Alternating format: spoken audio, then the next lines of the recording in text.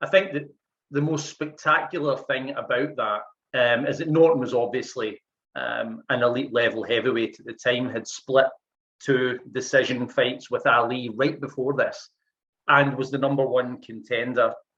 And for Foreman, I suppose, you know, the warning signs were there that it could be a quick fight because he'd beaten Joe Frazier in convincing fashion.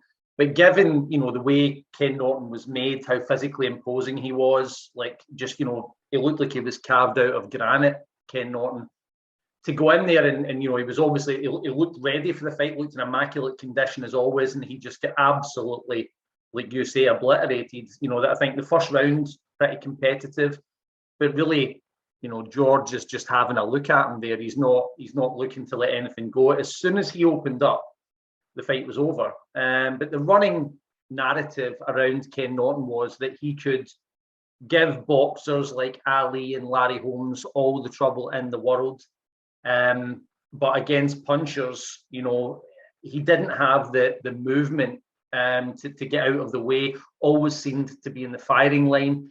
And this kind of cross style that he had, you know, Ali and Holmes were a bit thrown off by that at times, particularly actually Ali. He really struggled to break through it.